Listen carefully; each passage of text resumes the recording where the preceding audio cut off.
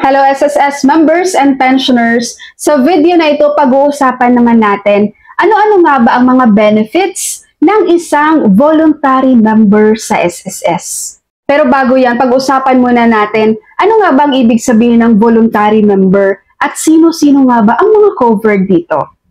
Alright, so as per SSS, a voluntary member is one who was previously covered as an SSS member either as an employed, self-employed, or OFW, with at least one valid posted contribution and is no longer engaged or working as either an employed, self-employed, or OFW, or has no income or earnings as such for a given period and opts to continue paying contributions on a voluntary basis to maintain his or her right to full SSS benefits.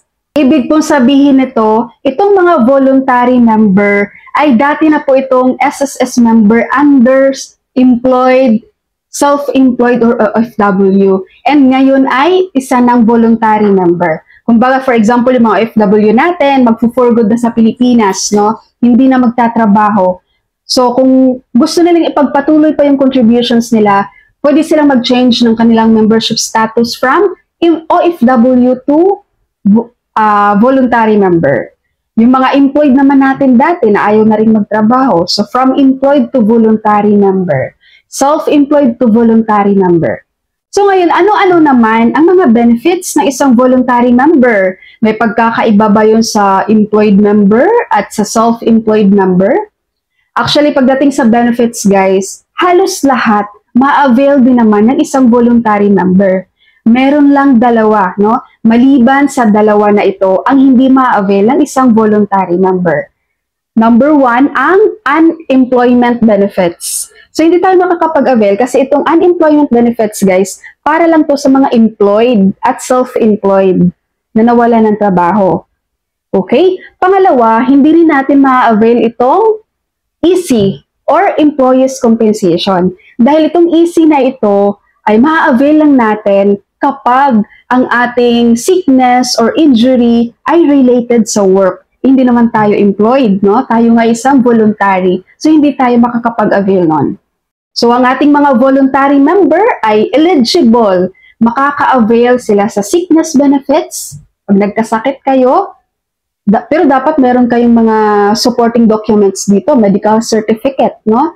Kasi kailangan din dito ang license ng physician. Kakailanganin yan pag nag-claim kayo sa SSS. So, itong sickness benefits, minimum of 4 days, maximum of 120 days in 1 calendar year. Okay? So, eligible din ang voluntary member sa maternity benefits. Ayan. So, ang ating mga female voluntary member dyan, huwag niyong pabayaan ng SSS nyo, mag-regular kayo ng contributions para pag nabuntis kayo, guys, you are eligible to file for maternity benefits claim kay SSS. Okay. And then, eligible din si voluntary member for disability pension, partial or total disability. Eligible din po tayo for retirement, of course. Kapag dating na natin ng retirement age ng 60 years old, kung pasok tayo sa minimum na 120 months contributions, tayo ay magma-monthly pension. Pag hindi naman umabot doon, makakapag-lump sum naman tayo kay SSS. Okay? Eligible din si voluntary member for death claim. Eligible for funeral claim. And the last one, guys, is the pension booster. Ito naman optional. Kung ikaw ay voluntary member, nagbabayad ka ng iyong contributions monthly, diba nakikita nyo naman, guys, pag mag-generate kayo ng PRN, merong option doon for pension booster na kung saan pwede kang maglagay ng 500 pesos minimum for the pension booster. So kapag meron ka din yan monthly, so pag retire mo, makukuha mo din yung pension booster mo. At itong nakikita nyo ngayon sa screen, ito po yung SSS Contributions Table for 2025 para sa ating mga voluntary member with SSS. So nakikita naman natin dito, guys, ang mga amount na maaari nating i-contribute monthly with SSS.